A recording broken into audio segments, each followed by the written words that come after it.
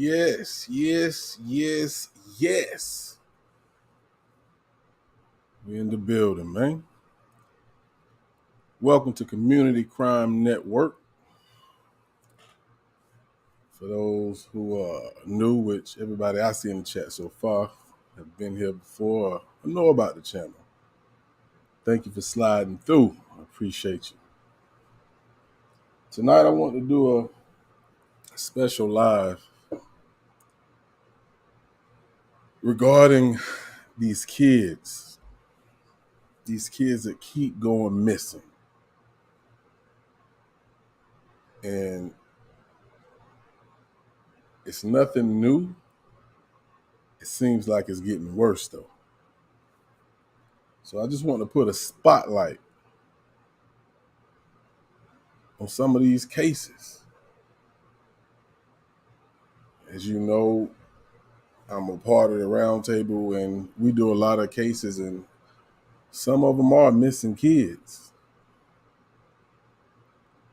And it really bothers me because I'm a father myself. I don't know how many of you are parents, but I tend to put myself in these people's shoes and ask, how would you feel? Would you want somebody to help you? Would you want somebody to share your story? And I feel I have an obligation because I have a platform, and that's what I'm gonna do. So again, I want to thank y'all for sliding through the door. It's who we got in the building. We got Light Brown Eyes. We got Miss Justice, John Q, Shamina Wright, all the good people in the building. Tamika Ward, Curly Lock Diva, Miss T. What's happening? My big sis in the building, Lorraine the Lioness. Y'all know what it is. What's going on, sis? I still haven't opened my box yet either. I did exactly what you said. Even though you had it wrong, I kept my word. I want to thank you for that as well. Yeah, so I'll be dropping a link for anybody who want to come speak on anything that I'm speaking on, or if you got anything you would like to share as well. Whether it's a story that you had firsthand experience on. Mi casa is su casa. You know how I rock. Ain't nothing changed. You feel me? So if you're not subscribed, make sure you go ahead and subscribe to the channel, hit that like button, share the live to your people so your people can share it to their people, and we can get these stories out here to the masses. Because you never know. One share can be the difference. So we're going to get the show started. And when the others slide through the door, they slide through the door. If they don't, they'll catch it on the replay. So I'm going to open up the show tonight with a video that I actually created. I believe it was yesterday or the day before yesterday, when they found the missing 9-year-old, Charlotte Cena. This is when it hit me. So y'all take a look.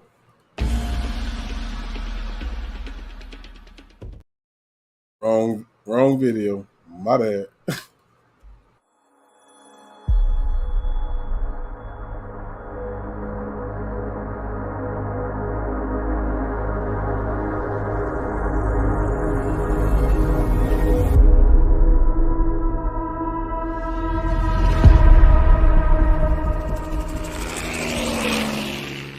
You can't sleep because you don't have any information.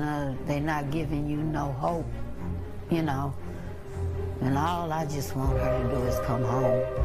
They drive off in a direction in which the club doesn't have cameras, and that's it.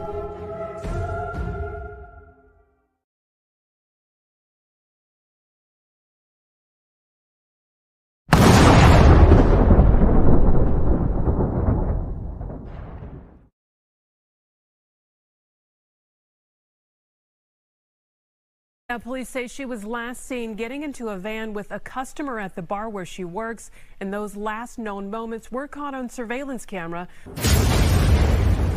On September 21st around 1 a.m., DeAndrea gets in the passenger seat of a white van outside the bar with a customer. They sit there for a little over an hour.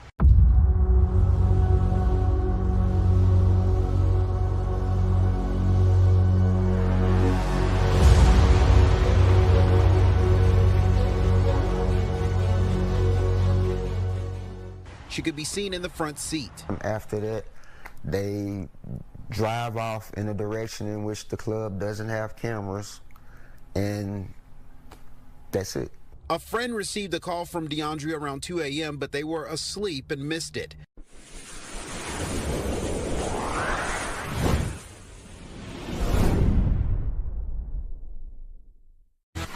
Tonight, new details on the missing Houston woman who was last seen getting into a van outside of the Bikini Bar where she worked as a dancer.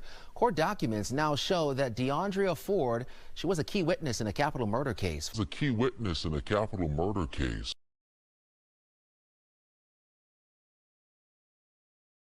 As tonight, police have no new details on DeAndrea's whereabouts, but our newsroom has managed to find out that the 21-year-old was a witness in a shooting in May that left one man dead. 4 people were arrested in this case, including a former Harris County detention officer. Court documents state that on May 10th, DeAndrea Ford and 21-year-old Kitiana Taylor traveled to Baton Rouge, Louisiana to work as dancers and prostitutes for clients brought to them by 35-year-old Otis Parker. Parker was driving Taylor and Ford home from Louisiana with the cash the women made there, according to documents. Police say text messages from Taylor indicate she was planning a setup to rob Parker of at least $1,500 in cash when they arrived at an apartment complex on Selinsky Road early that morning. Parker was shot and killed. 22-year-old Jamal Brown, also known as Bam, was listed as the shooter, and 22-year-old Jarrell Wheeler was listed as an accomplice, along with Kitiana Taylor and 20-year-old Mariah Green. Jamal Brown was killed a month later in a shootout with police. He had been on the run from the capital murder charge. The 3 other suspects, including Jarrell Wheeler, a former Harris County detention officer, remains in jail. Now, whether or not this shooting in May is related to DeAndrea Ford's disappearance, that's yet to be confirmed. I reached out to Ford's grandmother, who I spoke to yesterday, to get a comment, but I haven't heard back as of right now.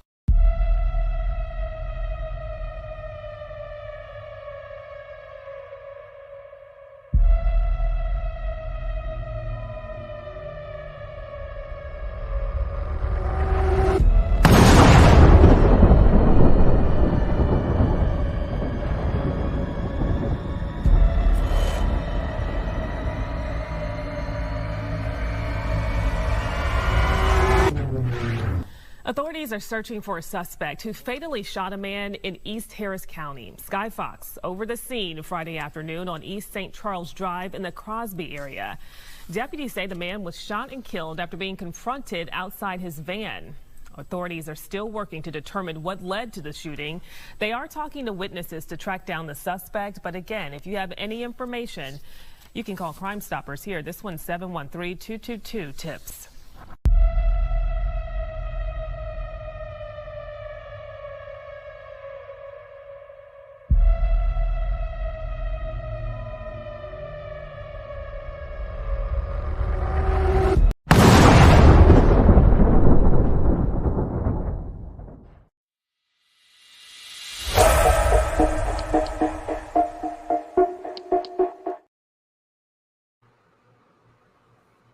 So that was DeAndrea Ford. It's a case I was working in the midst of researching Charlotte Cena. And all that just started to hit me. I'm like, regardless if you have a toddler to a preteen to your kids are actually grown, they're never too old to protect. We should start preparing our kids at a young age. Now, a lot of the cases that we work, hell, the parents are the reason these kids go missing. So you may ask, so what are we supposed to do about that? You remember back in the day when they said it took a village to raise a kid? I think we left that alone. Because if you are, I guess, frequently seeing a kid because you may know the parents, and you see something that's not wrong with them mentally, something is out of place, and you've seen enough because you feel like they will or potentially already hurting this kid, you should say something. Y'all know how we used to say, the West Boys, those are our kids. Why? It ain't the fact that we're biologically responsible for them. You got a heart. Those kids was not loved at home, obviously.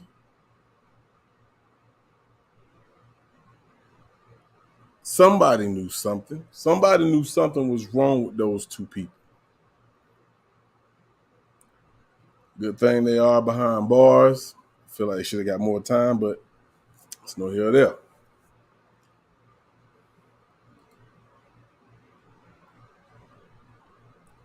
What's going on, Ra? It's all good. As long as you're here, that's all that matters. That's all that matters. I appreciate you for sliding through. So that same day as I was, thinking about these things, researching, I ran across this video. And I want to play this because it kind of shook me up inside. Because like I said, I'm a father. And I know I would lose my mind if this was me. Check this out.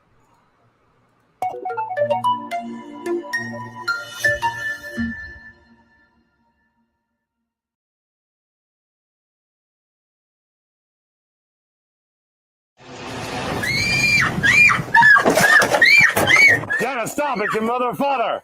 Jenna, look, turn around. Turn around. Dare go into a stranger's car. Just explain. Give me your phone right now. Give me your phone now.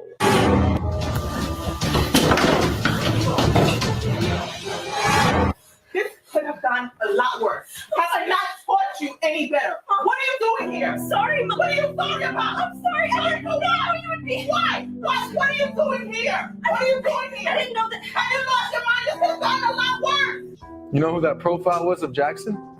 It was us. We made that. We wanted to test you and see if you'd actually show up. And like an idiot, you showed up. So tell me. Hey, little buddy. I'm Amanda's dad. Hop on back. Where's Amanda? She's at home. Didn't she tell you I was coming? Yeah, but... Help me! Help! What the wrong with you? Did I tell you don't do this on Facebook?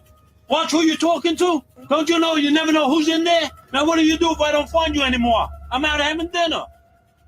Can we just talk about this? Then what are you doing in here?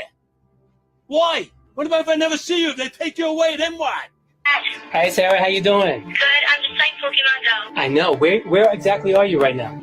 What you doing? I'm out here hunting Pokemon. Which one? Alakazam. Yeah, come on. Let's find it. All right. Oh, man. But that's my house. Yep, and that's your dad. Sarah, do you know this guy? No. We talked about this before. Why are you in the car with him? I was just playing Pokemon. And this is a stranger. We spoke about things like that. You know what could have happened? You get into a car with a stranger, someone you don't know, you could be kidnapped, or they can hurt you. How do you just walk? Get out of the car now. What would be the reason that you would get in the car with this man?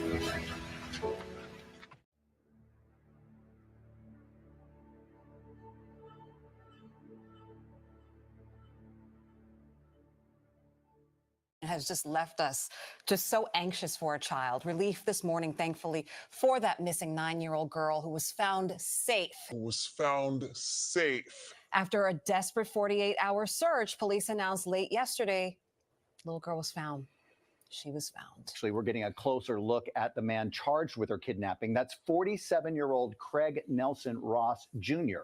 He allegedly left a ransom note at the girl's home. And get this, it was a 25-year-old fingerprint on the note. The suspect was taken into custody, and immediately the little girl was found in a cabinet. It's just an incredible moment here, too, where friends and family members attending a vigil for that little girl last night cheered as they learned in real time that that girl was found and soon to be reunited with her family.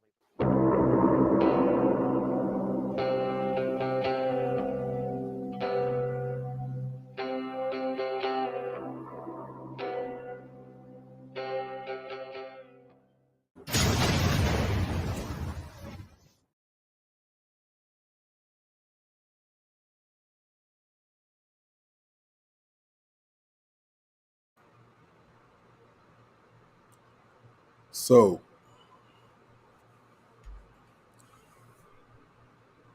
that video really should move some people. If you got heart, if you got kids, that is.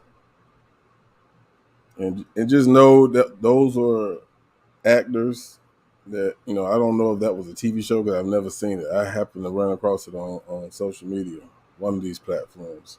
And I said this would be a great topic and a great discussion to have on my channel.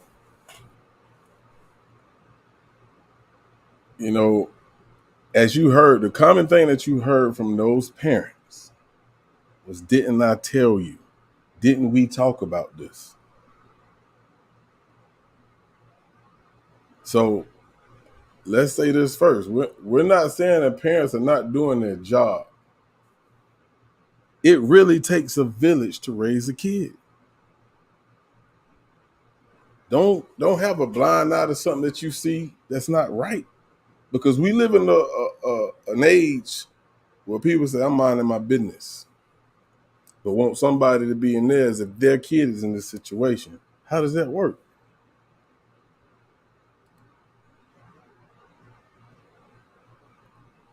To me, we hear the no snitching and all that, but one thing I do know about street dudes, most of them anyway, they're not out to hurt no kids intentionally. All that no snitching goes out the window with that type of stuff. You feel what I'm saying? Because you know what happened to dudes who rape kids and go to prison? I ain't got to say it. I'm pretty sure you know. Because that's not tolerated.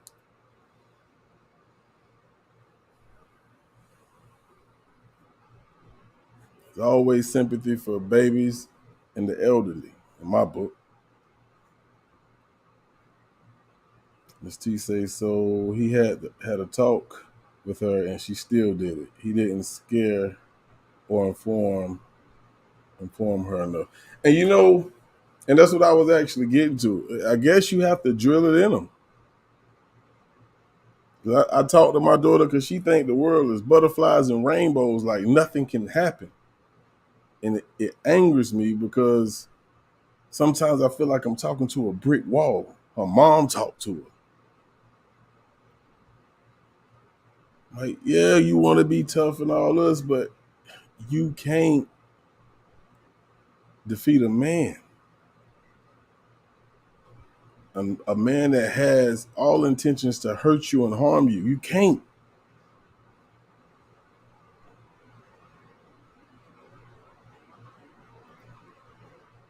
Linus says the whole community has to be on high alert. Most definitely. We have to. Because if you think about what's happening, and of course, yeah, social media shows us everything nowadays. So it seems like it just started. No, we just now have a platform where we can see the stories.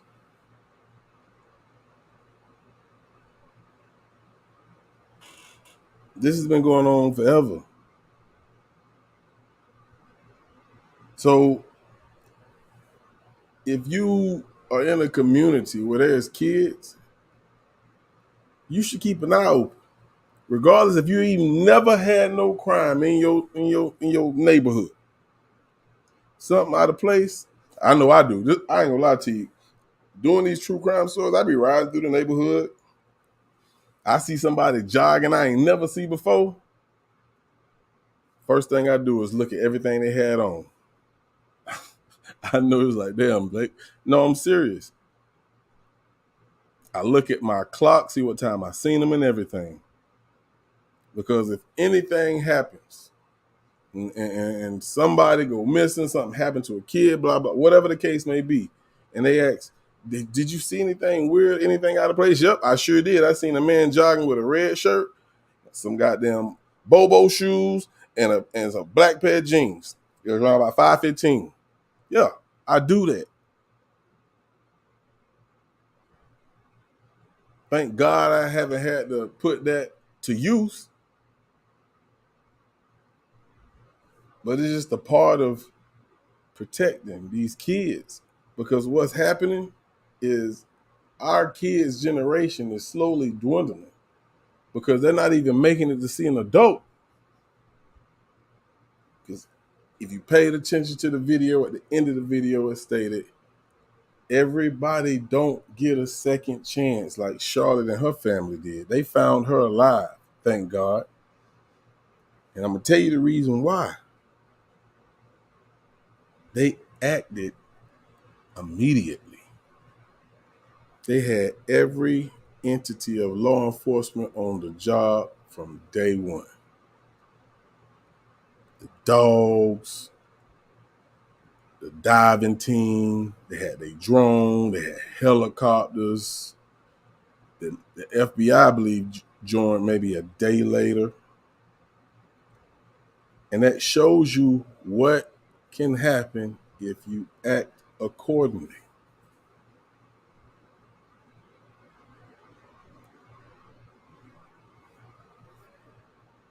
Yeah, real talk. Let's see, let's take a look at some of these comments in the chat.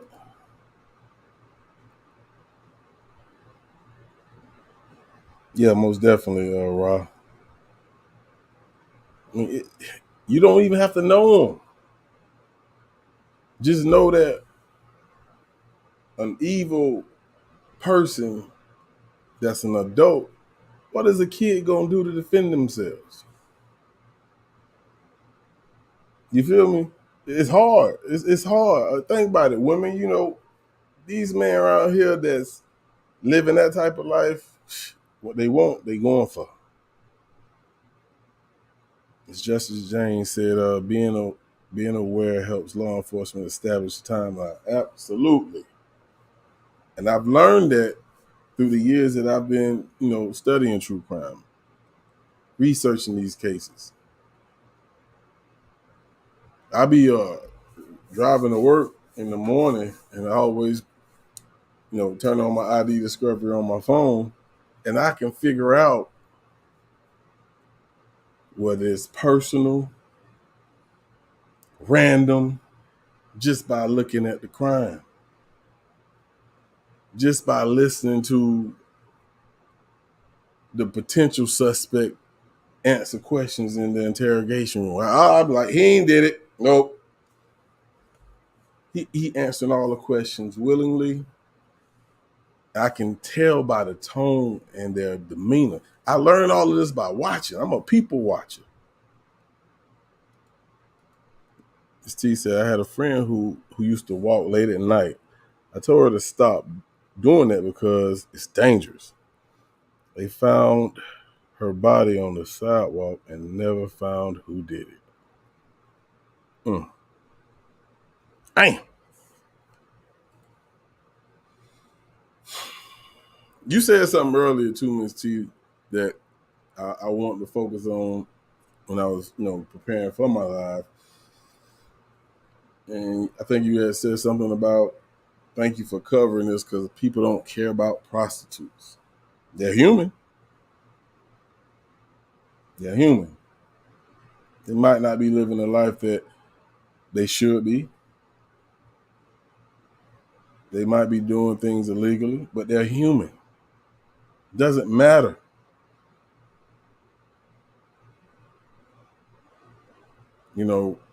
it's a couple of cases I worked where these females was in the club going home with Johns. Y'all remember Felicia Johnson? That was one of them. Just because she was a stripper and got in a vehicle with the wrong guy, or should I say, yeah, I'm gonna stick to that. That she don't deserve justice. They found her, but the guy who killed her, they have no idea where he at. Sad. Sad, man.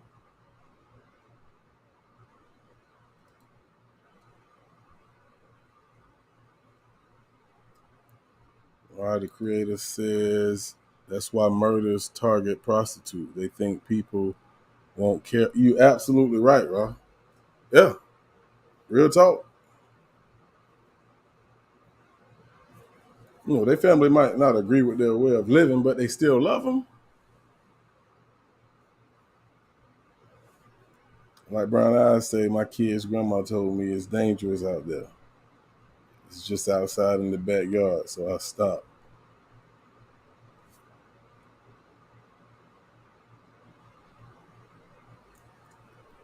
Now, there's another case that I covered,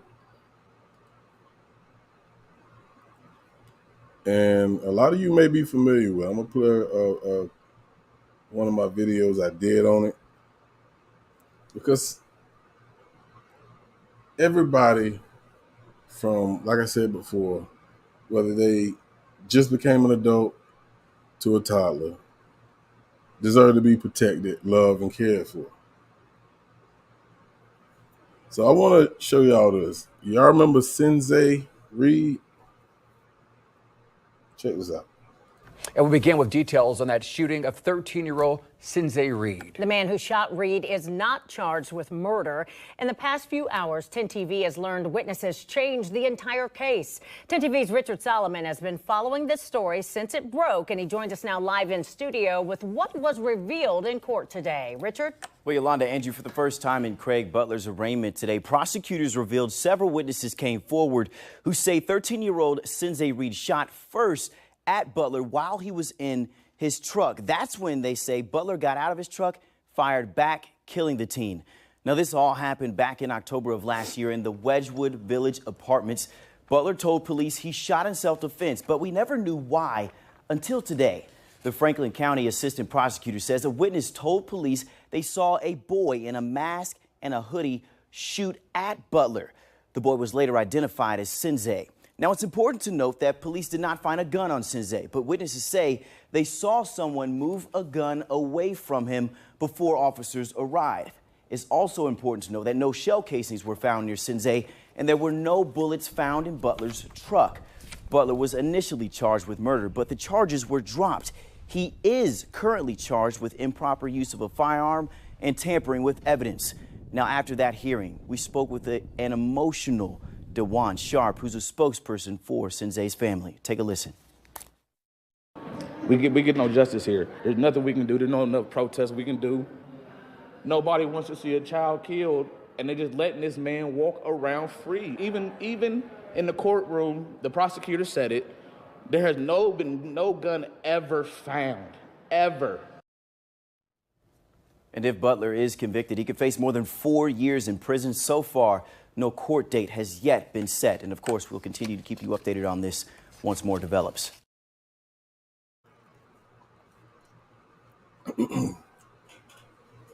Now, we were talking earlier about it takes a village to raise a kid. That particular news article, I want to say, came out probably maybe a week later after the incident happened. When it originally happened, nobody said anything about finding a gun the boy had on the mask. Nobody. Once he got out of jail, as you heard, they let him go because he's talking about he shot in self-defense. But they never found a gun or a mask. When we say it takes a village to raise a kid, it took his community to lie to keep him out of jail. You see how that happened? Where is everybody who was there for the kid? Who want to see justice? Oh, I forgot. It's a mind my business age. But there are people who are willing to lie for this dude to keep him out of jail. And guess what? He's still out of jail. That case happened, I want to say earlier this year. Could be late last year. I can't even remember.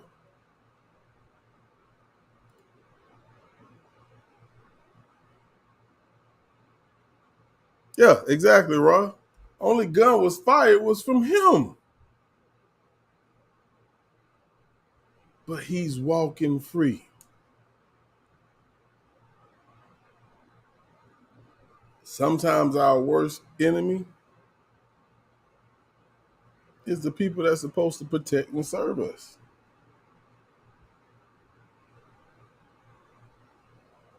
How you let this man walk free when there's no evidence of his claims? Even a witness claims there's no evidence of it. How you let this man walk free? Now, Sinzay was at home. His mom didn't even know he left out the house. I think he missed school or something. He wasn't feeling well or something. He was in his room. Next thing she knows, she's getting a knock on her door saying her kid got shot. And she's like, what? My kid is in the room. It's no such thing as being a nosy parent. It's called a concerned parent. Understand the difference, people. And I'm not saying she wasn't concerned. So don't get that twisted. Because these kids are quick.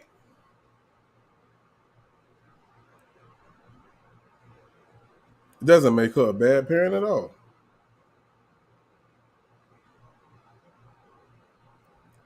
That's why it takes a village.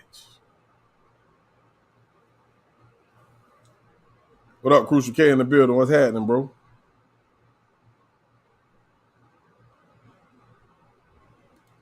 Mishandling the firearm. Yeah, the probably the simplest charge they can give them. The simplest charge they can give them. To say, hey, we charged them with something. But if it was your kid, would that be enough? Hell no. Not at all.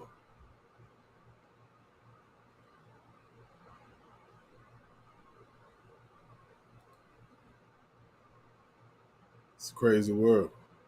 It's a crazy world, man. Hug your kids. Love your kids.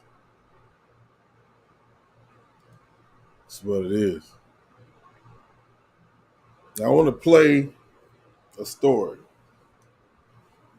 And it kind of goes back to what Miss T was talking about. She's not a prostitute. She was in the streets, she was doing drugs and all this type of stuff. And this was a case that I've been following for so long, and there's no updates. I finally found one, which happened probably about a couple of months ago. And it's a young lady named Kyla Williams. I'm friends with her mom on Facebook. No, I met her mom on Facebook after I found about the case. And we chatted in her inbox, and I invited her over. But during that time, she was heartbroken because she felt like she wasn't getting no help. And when you listen to this story, you're going to see why. It's heartbreaking. Everybody deserves justice. Ms. T said it was self-defense. Why is he getting charged with anything? Mishandling of a gun, he shouldn't have had that gun out. For two reasons. That boy ain't but posed no threat to him at all. So he shouldn't even pull that gun out. So I get what you're saying, Miss C. He should be charged with murder. While the creator says, remember, he wasn't even supposed to be able to possess the gun. He is a felon. Exactly. That's what, 10 years? That's 10 years automatic. Right? Oh, shit. He privileged? Is he privileged? For what reason? Do he know somebody? Let me find out. Let me find out. See, they think that we are stupid. But guess what? There's a lot of cases just like Senzei's. And this next one I'm going to show y'all that just, they don't care. They just sweep it under the rug. Remember, sometimes your worst enemy could be the same people that's supposed to protect and serve.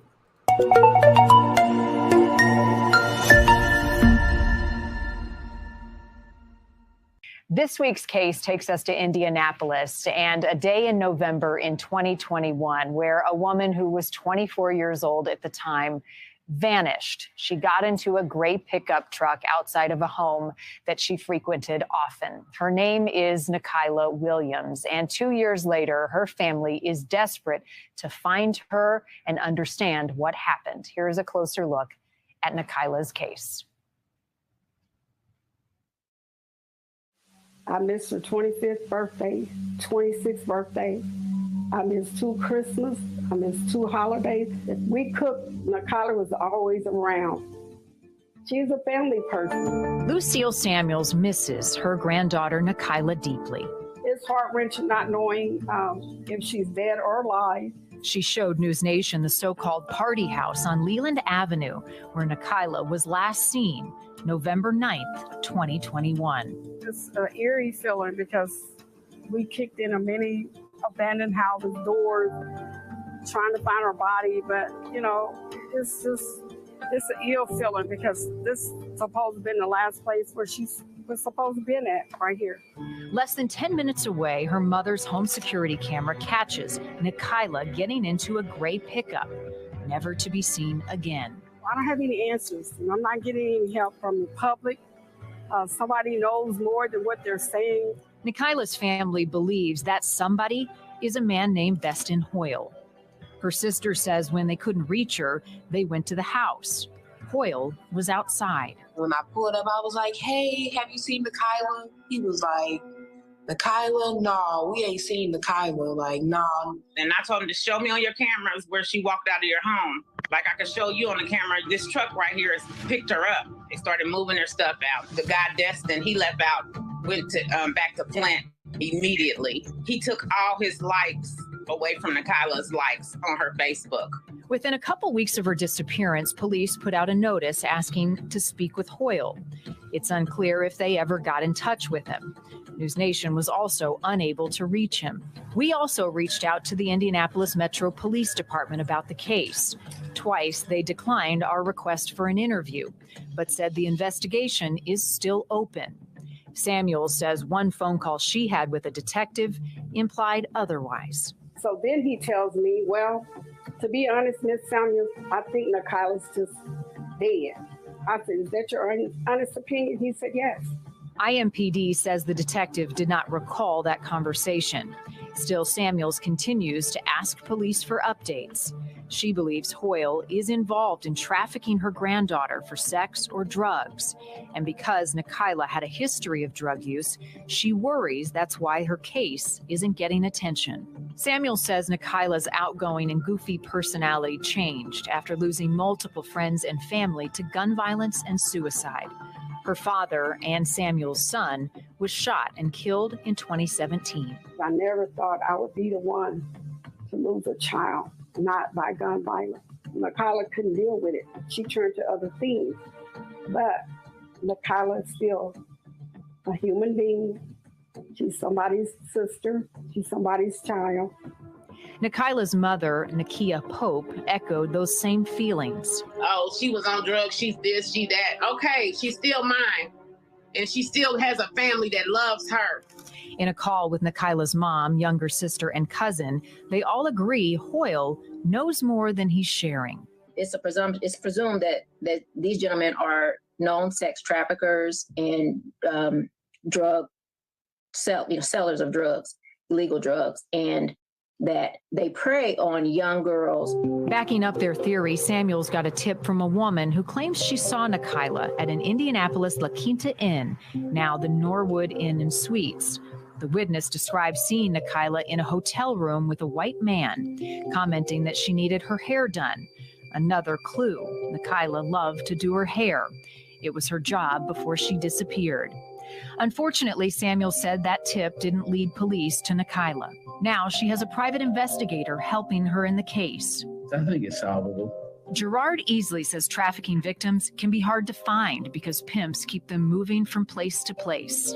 The trafficker tries to social engineer them and give them something that was missing in their life or something that they feel is exciting. They recruit them to take them shopping, to buy trendy clothes or shoes that they are interested in. They're brainwashed. Easley says he's keeping a close eye on places where trafficking victims hide in plain sight, like hotels and fast food restaurants.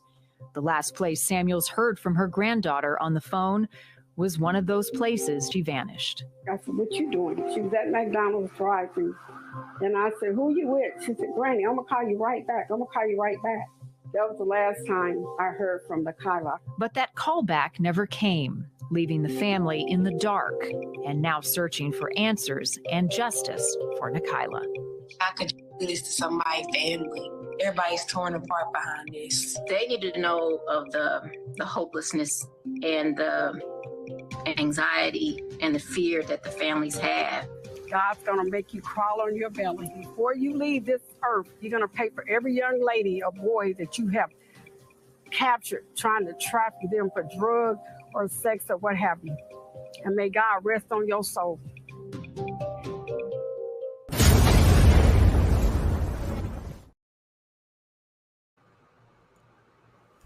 Now, the lady that you seen at the end, which is Nakayla's grandmother, she passed away, I want to say a month or two ago. So I want to say rest in peace, God have mercy on her soul. And of course, my condolence goes out to the family. How do I know? Because like I said, I'm friends with Nakayla's mom. That lady is heartbroken. Grandmother never had a chance to see or find out what happened to her granddaughter. And then the mother loses her mother in the midst of trying to figure out what her daughter is. Now, this case is 2 years old, people. 2 years old.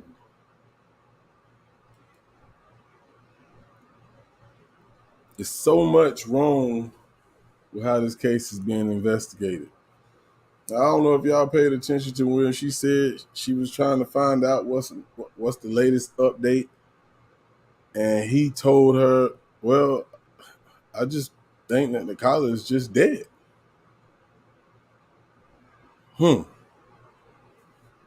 Really? So that means you're just not gonna try anymore, huh? Because you feel that way. But then when he was asked about that by the news, he don't recall ever saying anything like that. He doesn't even recall that conversation. Sure you don't. Absolutely, sis. We don't get the same attention.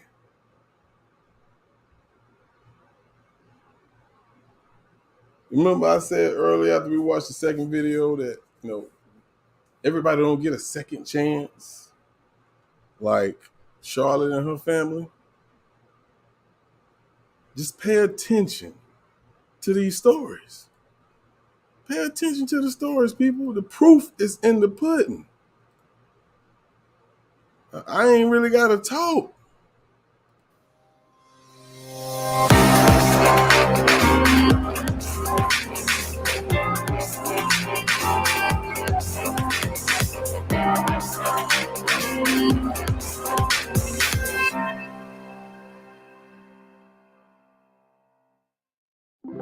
What's going on, y'all? This is going to be a quick news update on the case of Kaylee Jones. Kaylee went missing about 5 months ago, and I was on this case from day one, but I've been working so many different cases along with Shanquella's, and I just found out that they found Kaylee. She has been found safe.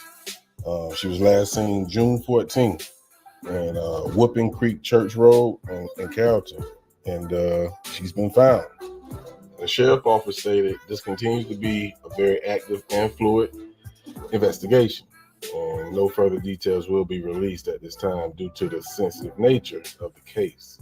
Let's just thank God that she's found and she's safe back home with her family. So good job to law enforcement for doing the damn job. And my apologies for being so late bringing you this news, because she was actually found November the 7th, I believe.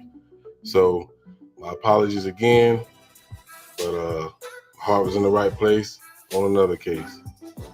But stay tuned. I have more stories for you right here on Community Crime Network.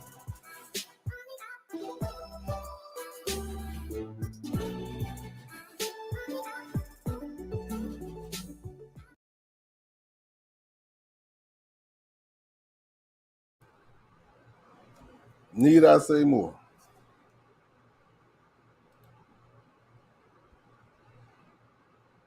Need I say more? Excuse me. Everybody don't get a second chance like Charlotte and her family, or Kaylee and her family.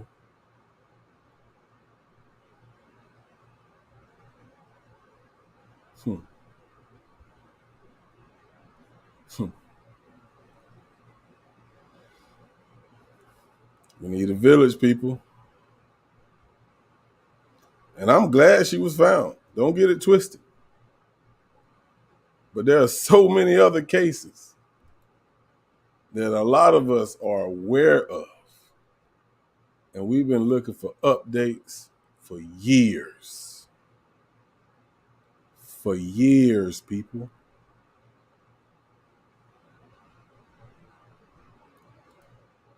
It's a problem.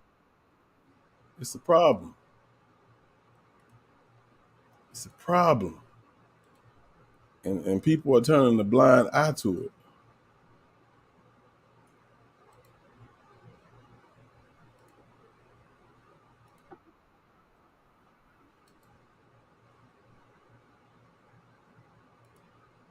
Today marks the 1 year since the disappearance of Scott woman Ella Goody. Thanks for joining us tonight. I'm Barry Lowen. Her story is one 7 News has brought to you many times over the course of the investigation. Here is Jade Morrow with tonight's top story. Everybody just moved on, and it's so stressful not knowing where is she, what happened to her. It's like waking up to the same nightmare every day for Ella Goody's family. The 33-year-old Scott woman leaves behind 2 children, her family, and a community of supporters waiting for answers. The year been going by with no answers. And we've been praying and trying to keep the faith and praying somebody soften up their heart and come out and say they know something. It's been 1 year since her disappearance, but not much has come of the authorities' investigation. Here's what we know so far. Ella Goody was last heard from on March 9th, 2022. She was driving to Texas and back along I-10, according to Scott police. Her car was spotted the next day north of Dallas. Scott police asked for the public's assistance on March 16th, and Brandon Jermaine Francisco was named a person of interest. March 25th, Francisco was arrested in St. Joseph, Missouri on unrelated charges out of Rapides Parish. April 1st, Goody's car was found in St. Joseph, Missouri. On April 19th, multiple agencies searched an area in Jeff Davis Parish where they say her cell phone last pinged. And May 3rd, state police announced Goody's case is now a homicide investigation. But since then, Goody's family says they haven't heard any new information about their loved one, making them feel like Ella has been forgotten. It's one thing to lose somebody through violence and through sickness, but just to wake up and your child is gone. Thursday evening, an event was held in Goody's honor to remember her and put her name back in the public's eye. Anything, any piece of information just to help us get some kind of way. We don't have nothing, anything. Jade Morrow, 7 News.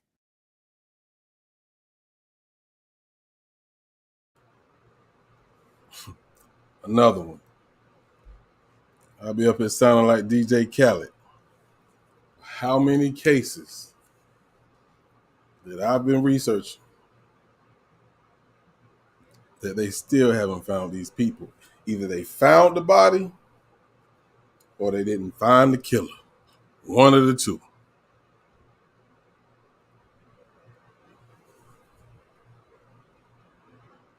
It's a problem. It's a problem, people.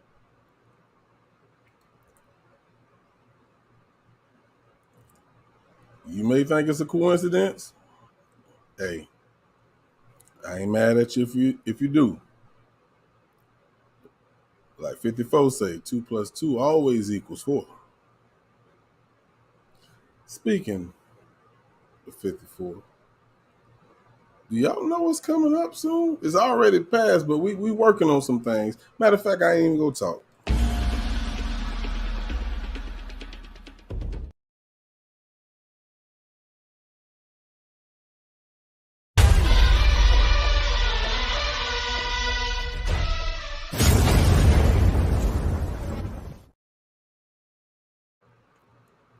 Oh yeah. Something real quick. Because I know people attention spans is real short. Like chicken teeth. Roundtable 1 year anniversary live is coming soon. Be prepared for that, man. Be prepared for that. It's gonna be a nice live. Nice live. We're gonna have fun. We're gonna, go over some of the old cases and a lot more. I can't give all the details, so just be there. Stay tuned for more details. Ms. T say most black families have to convince the police that their loved one did not just walk away. Yep, and that's, most cases they want to find out that they have a reason to run away. That's a part of the investigation. The same way it's a part of an investigation. If a wife get killed, they always start with the husband. Or if a husband get killed, they start with the wife. That's just a part of the investigation. Now, how long you stay on that person without no evidence showing that they had anything to do with it, now that will bother me. You feel me? So I get what you're saying, Miss T.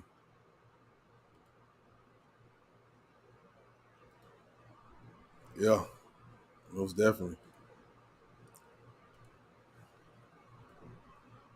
So I did drop the link. I just want to remind y'all if anyone would like to come up and share anything, because mi casa, su casa. But we gotta stay vigilant and be there when the people who's supposed to be there aren't. You feel me? That's the only way we gonna survive as a community in itself.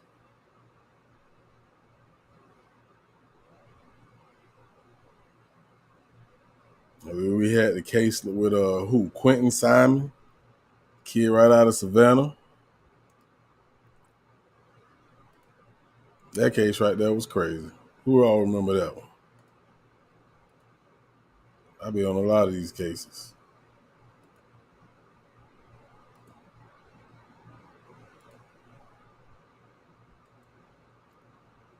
Let's take a look at this one.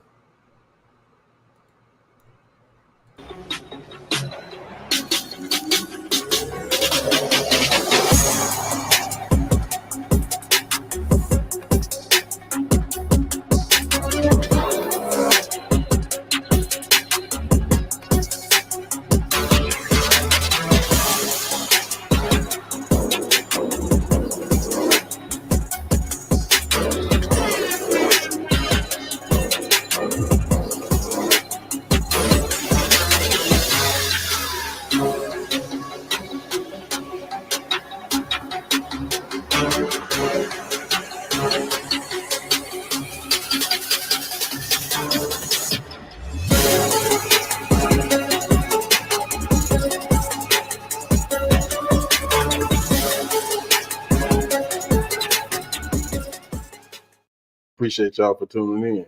But before we get started, make sure you like and subscribe to my channel so you get a notification every time I go live or drop a video. I appreciate it.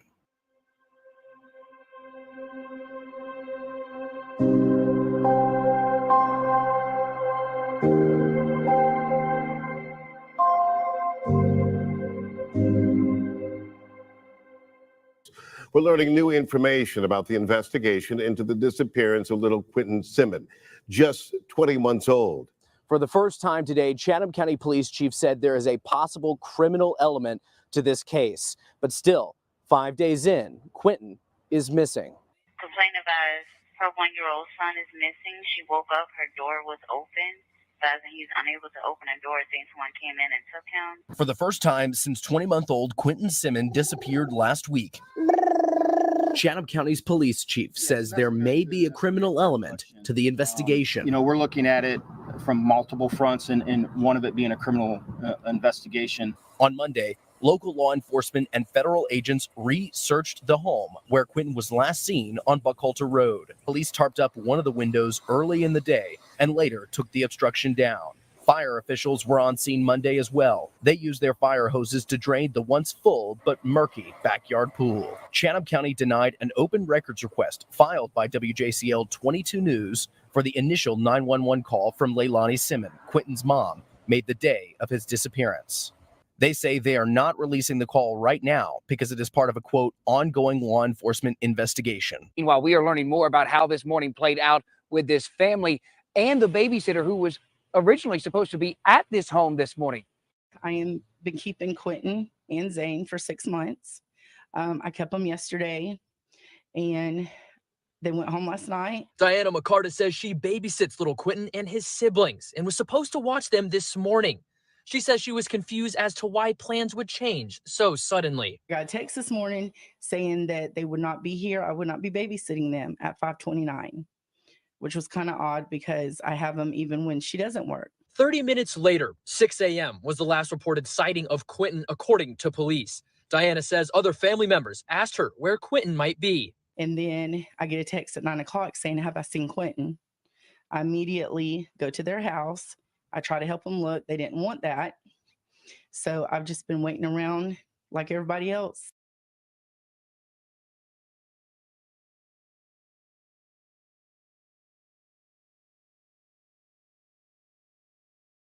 We both left right then. I got here about 3 o'clock yesterday. And I got here about 3:30 in the morning. It's been crazy. Let me ask you, why are you getting emotional? Because he's not here. He's just a baby. And I want him home. He's just a baby. Leilani's my daughter. She's 22. She hasn't always done the right things. Sometimes she does really great, and sometimes she doesn't. I don't know what to think right now. I don't know if I can trust her if I don't. We want to find him. That's the answer we want, is somebody found him. You know, we're still hoping and praying, and we wish everybody to pray for him. Pray for us. Yes.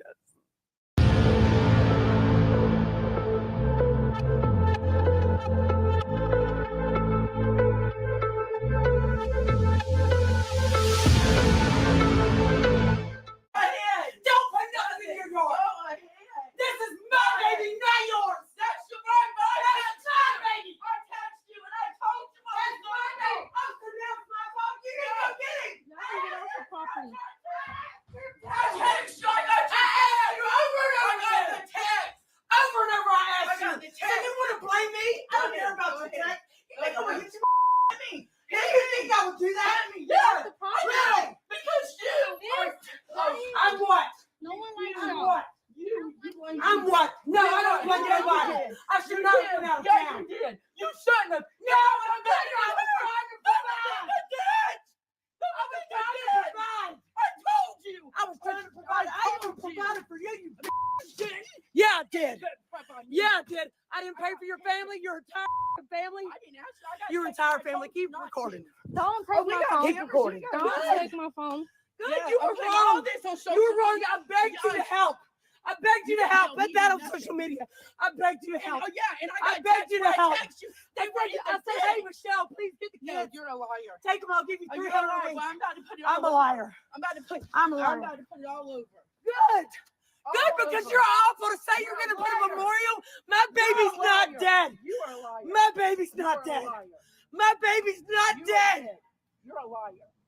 You're a liar. No, you are. You are. My baby's not dead. I thought you I was a didn't woman of say God. that. I thought you were a woman of God. I am. You got Quentin? Do you have Quentin? I don't have Quentin. You're the one Maybe who you said do. to me. Maybe you do. You got him. Okay. You got him. Well, I'm about to call the police. You're the only one that can go in my house and take him. Your kids go in my house and take him all the time. Oh yeah, go ahead. Go ahead. We did not go in her house. Oh, it's gonna be. Oh, yeah, it's gonna be. Yeah, it's gonna be. Yeah, baby, we need to look at the green cards. Yeah, we did. We did.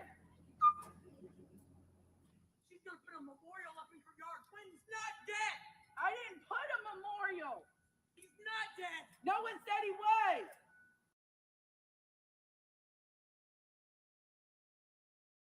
County police now say they're searching a local landfill for the body of a missing toddler. Leilani Simon, the boy's mother and prime suspect in his disappearance, was seen leaving court on Monday. Simon was at Chatham County Juvenile Court for a hearing on custody of her other two children, and 20-month-old Quentin has been missing now for almost 2 weeks.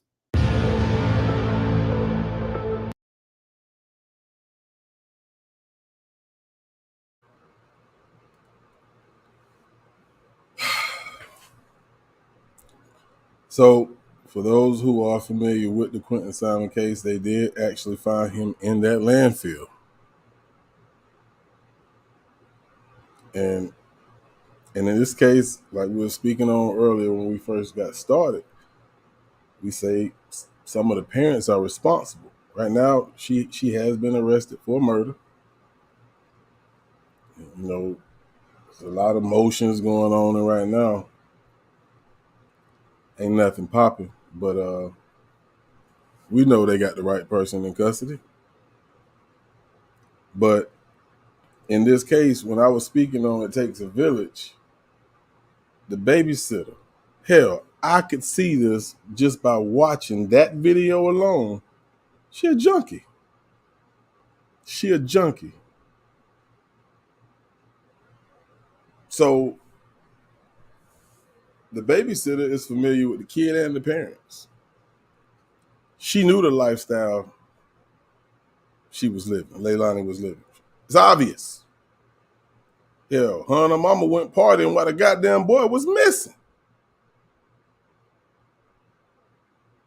You know, some people say, well, you can't tell people how to grieve. That's not normal, people.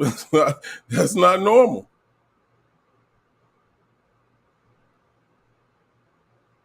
Ross say the grandma's a junkie too. What up, Cold Pepsi? Thank you for sliding through the door.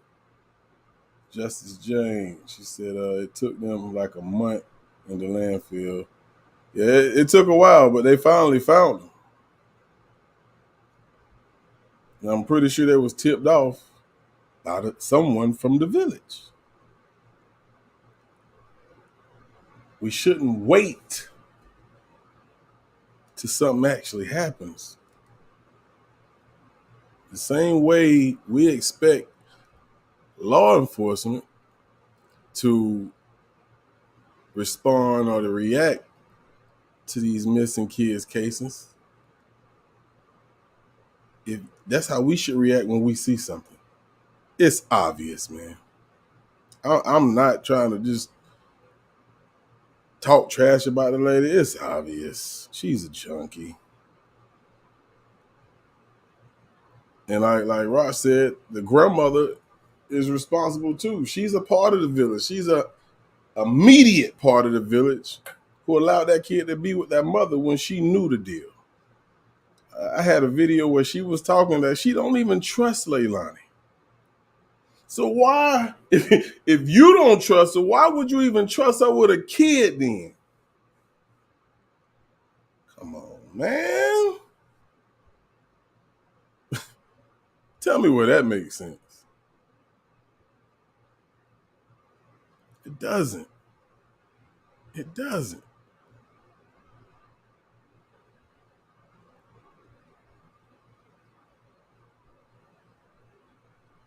You don't want this to happen to you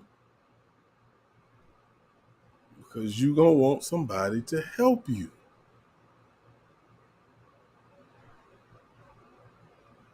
Simple as that. So why not help someone if you have the opportunity to?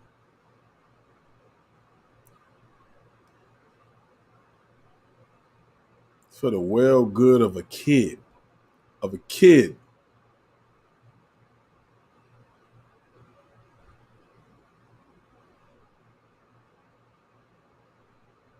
Now, check the comments real quick. Right, she wasn't even supposed to be around him.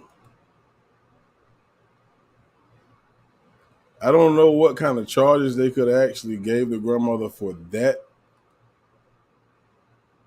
point. I'm not sure. But she knew better. She knew Leilani was not supposed to be with her kid.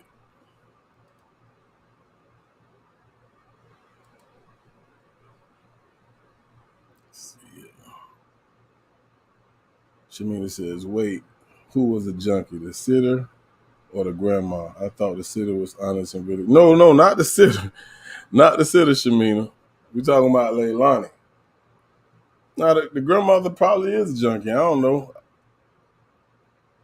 But just looking at that video, and it was obvious to me that Leilani was.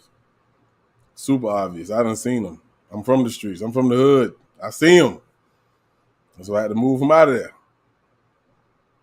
Yeah, Cold Pep's a great transition. The system is messed up and it's failing these kids. So we got us as a community, we got law enforcement, and we just got the whole goddamn system that's failing these kids. The C say there was a case where a white lady called the police on a black man because he had a white kid in his car. He was babysitting. They called it racism. I can't say that she seen something and acted.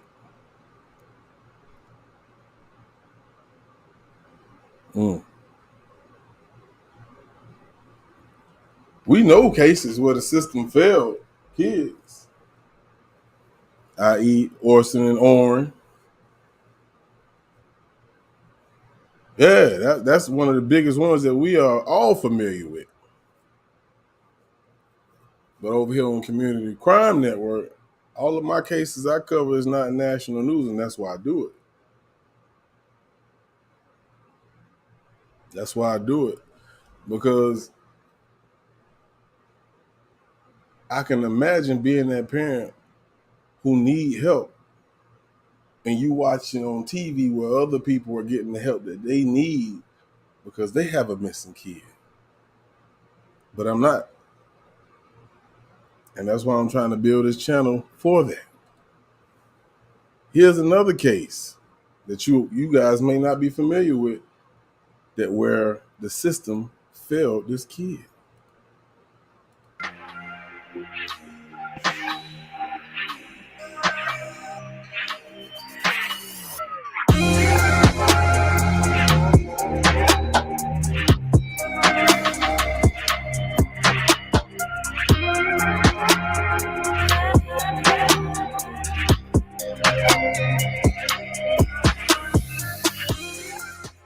Back now to our breaking news. We're following in Oakville, where the Grays Harbor County Sheriff's Department is looking for a missing 5-year-old little girl.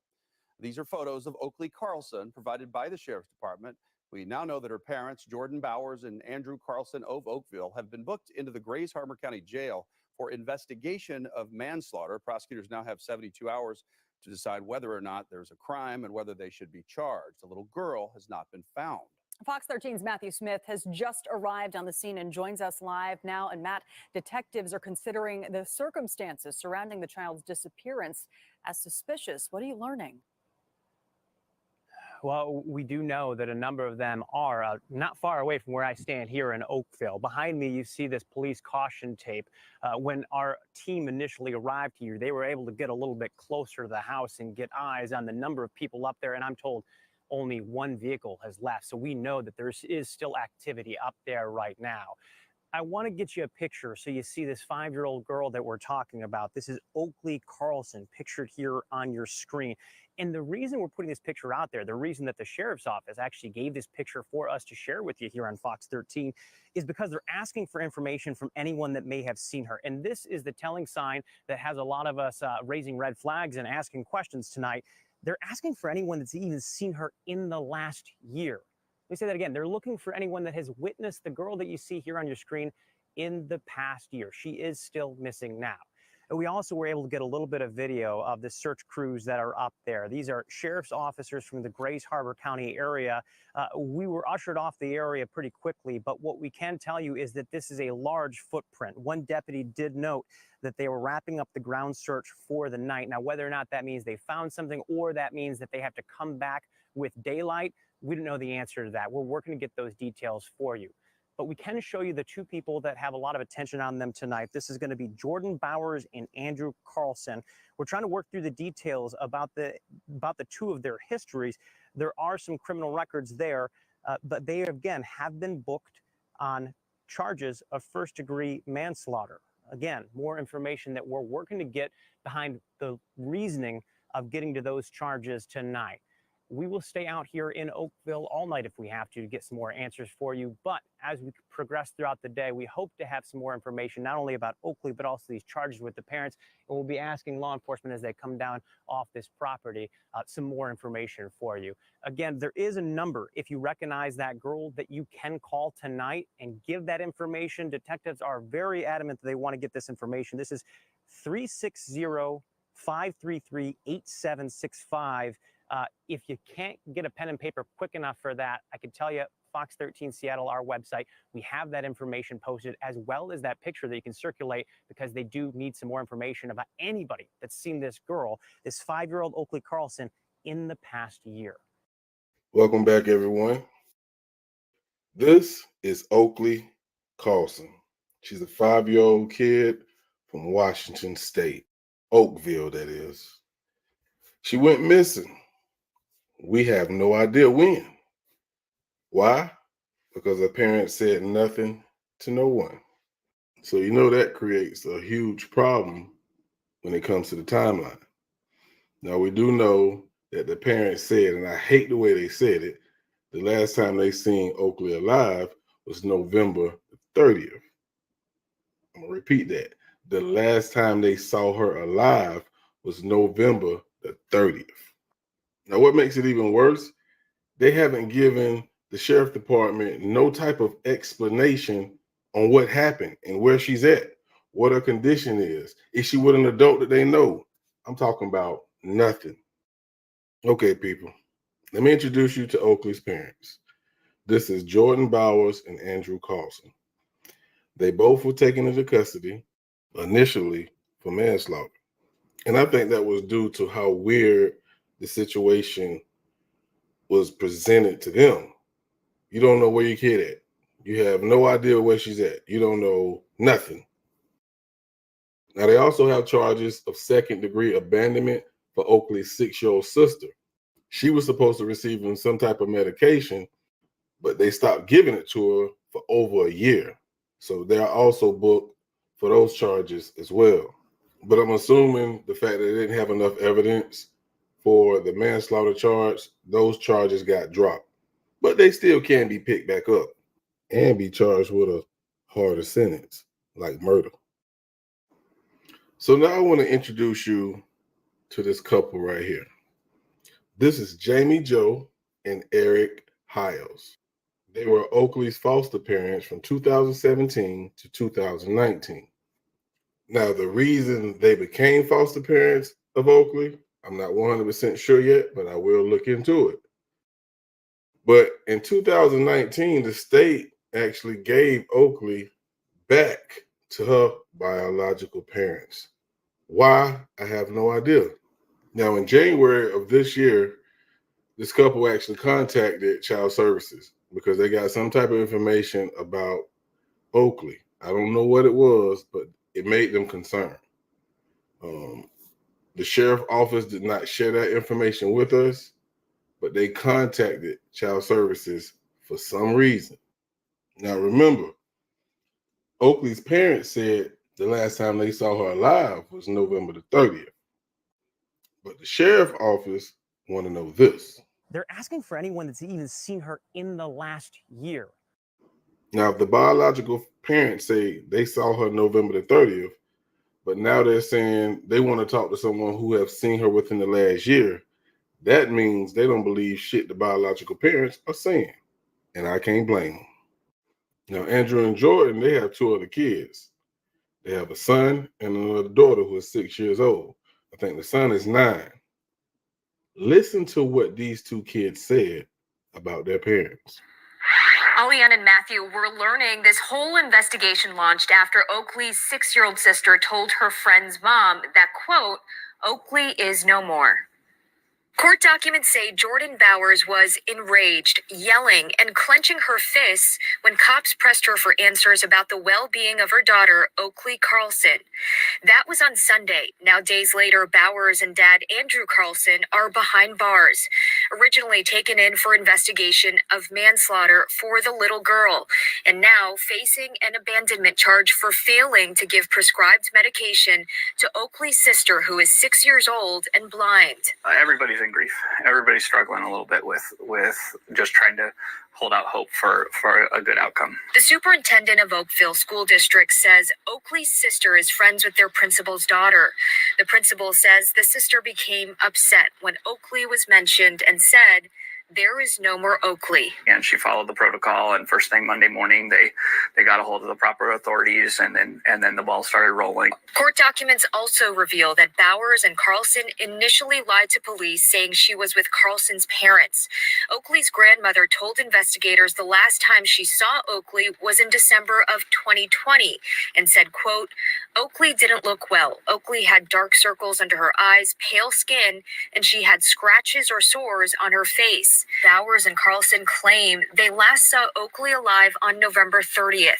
Investigators also questioned Oakley's 9-year-old brother, who said, quote, Jordan would put Oakley in the closet, possibly under a stairwell, and has witnessed Jordan beat Oakley with a belt and has been worried about her starving. And Oakley's 6-year-old sister said during a forensic interview with a child advocate, quote, her mother, Jordan, had told her not to talk about Oakley. She had gone out into the woods and had been eaten by wolves. Detectives are also trying to piece together a fire that happened at the family's home in November. Now, after that, you have no choice but to point the fingers at the parents. But one question I would have liked to hear them ask those kids was, when was the last time you seen your little sister? Especially the 9-year-old. He could have gave a more precise, answer than maybe the 6-year-old, and then that would have gave him a little better timeline of when she went missing. Now, back to the statements that they made about their parents. Who the hell tells their 6-year-old kid, don't ask about your sister, she's been eaten by wolves? That's crazy. Of course, the parents are still locked up, so those kids are in good hands, and I'm pretty sure which I doubt, they're going to get a bond. If they was to get out, them kids will not be going back to these old shithole ass parents. Now, before I go, I want to share one more piece of information with you that you might not know. It's about Oakley's father. Take a listen at this. I knew the father from high school, and the person he is now is not who he was at all in high school. Andrew Carlson is a former Aberdeen police officer. This is him in 2012 and now today. Now, he was fired back in 2017 for giving a false statement in some type of court case. But trust me, he knows the in and outs. So if you paid attention to this entire video, I'm pretty sure you think or feel the same way I do. The parents did something to this child. We just got to hope and pray they speak up and confess. I want to thank y'all for tuning in. I'm going to go ahead and wrap this up. Before I go, make sure you hit that like button.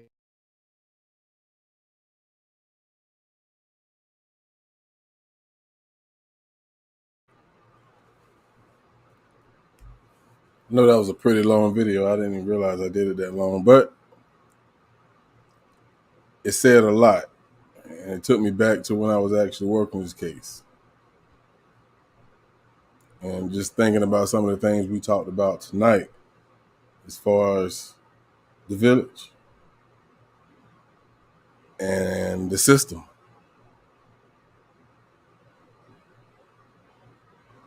The system failed these kids.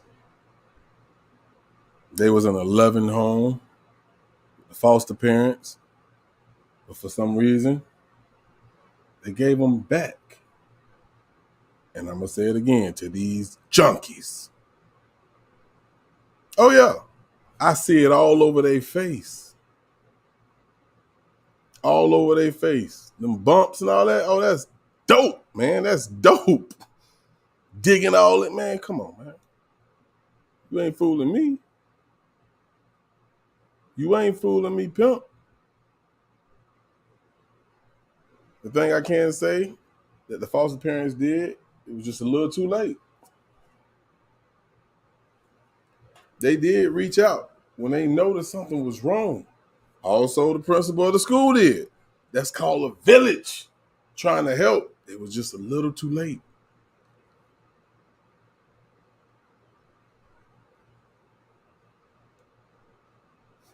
Sad, people.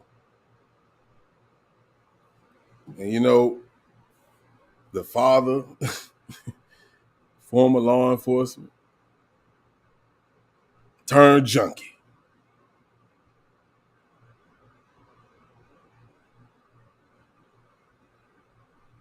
These kids ain't asked to be here, man.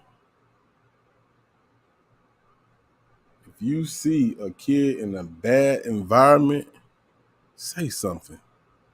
Do something.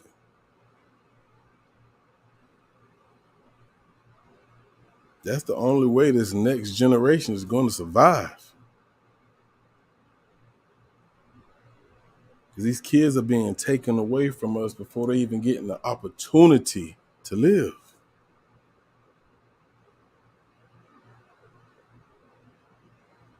If we can save one kid,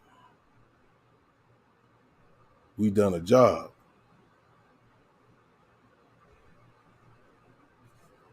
Appreciate that, John. Appreciate that, Raw. Appreciate that, Light Brown Eyes.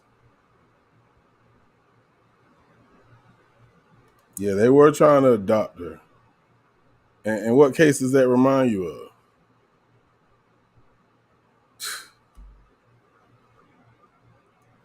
Somewhat, it reminds me of Orson and Orn.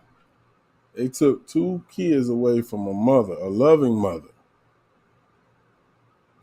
because of a broken femur. She had weed, but she had, I think, a marijuana card. But they looked at it as these are coincidences that just ain't adding up.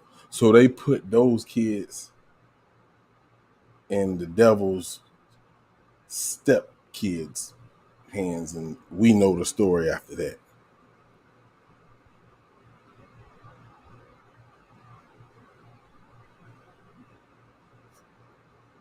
Sad world. I just wanted to, shed some light on a few cases that I've worked. And hopefully, we as content creators, for those who in the chat are content creators, we continue to do our part. And those who live in the community where there are kids, keep your eyes open. Keep your eyes open, man. But I'm going to go ahead and wrap things up. But before I do that, I got to play this song. Salute to John for convincing me to do this. I'll be right back.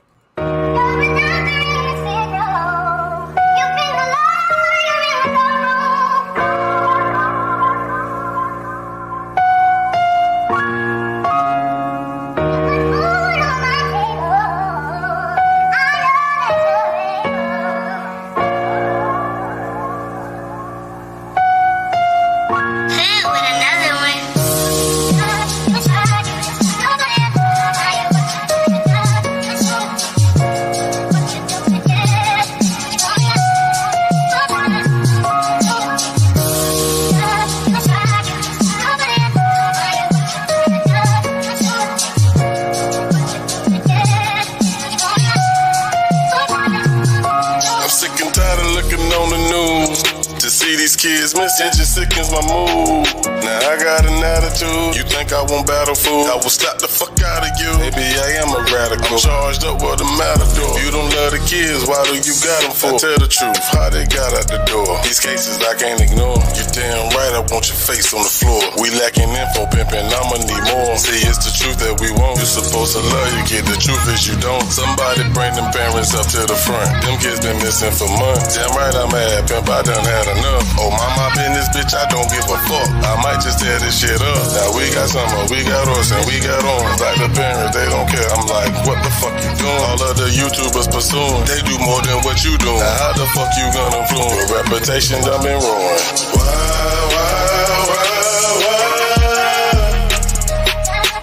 Oh, why they taking these kids? I'm so sick of this shit. Why?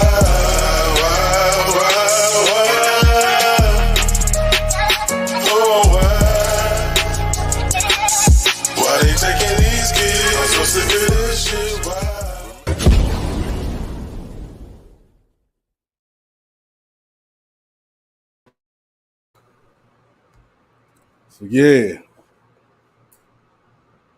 we gotta prepare and protect and prepare our kids, man. If you don't got kids, be a part of the village that help the neighborhood kids. End of discussion. It doesn't take much. If you got a heart, it's easy.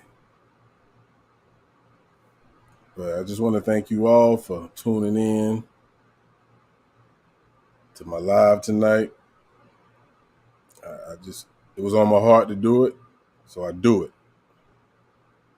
And I'll try to come back and do more lives like this. Might not be about kids, but trust me, it will be informative and important. Somebody got to do it. So I'm going to go ahead and get up out of here, man. Y'all be easy. One love. I appreciate y'all. I'm out, man.